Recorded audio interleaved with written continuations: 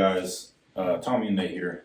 So we got a message, like we often do, from someone asking us our thoughts or feelings on something, asked us to shed some light on a specific topic. So that's what we're going to talk about real quick.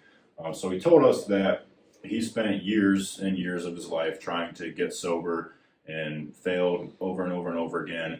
And it wasn't until he got actively involved in a 12-step program that he was able to maintain any length of sobriety. So that's what we would talk about today.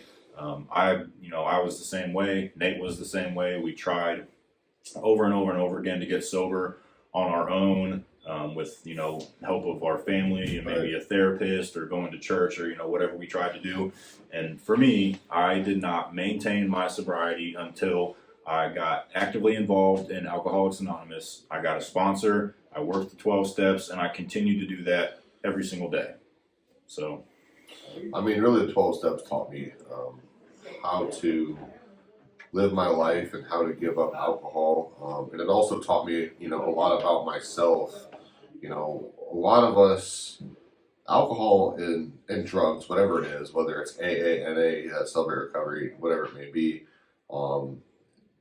the drug and alcohol use is a symptom of what's really going on. So Alcoholics Anonymous helps us admit that we're powerless over our substance, our alcohol, right? It helps us understand that we need a power greater than ourselves to stop using and stay stopped, right? Restore us to sanity. And restore us to sanity, right? Because a lot of us are insane. A lot of us are irritable, restless, and discontent even before we pick up a drink or a drug, right? And then it has us go through a list of people we had wronged. It has us look at our own character defects. It helps us forgive. That's what was huge for me, right. Looking at my own character defects, because that was something that I really refused to do, and didn't even know how to do. I knew that I was an asshole a lot of the time, but that was it. I didn't really know why. I had never really dug deep on that. So getting into that, the fourth and fifth step for anyone who's familiar with it, and then like you said, making amends to the people that we have wronged. That was huge for me also. And, in the middle of those steps, just asking God to, identifying our character defects and asking God to help remove those character defects, because we can't do that on our own. If we could, we would have done it years ago. Exactly. The same thing with the 12 steps in general. If we could get sober on our own through our, moral compass or a better philosophy of life, we would have done that years ago, right? We needed a lot more than that. We needed something much more powerful than that, much more powerful than ourselves, more powerful than the drugs and alcohol that we're addicted to. So and then it's all about improving our conscious contact with God, continuing to seek for God's will. And a lot of people talk about their higher power, but it's you need to find a power greater than yourself. That's 12 steps, teaches us. And then it's about carrying the message. It's our job to carry it, not deliver it. So, it says try to carry the message. And so that's what we do, right? It's about helping others is what it's getting at. Yep.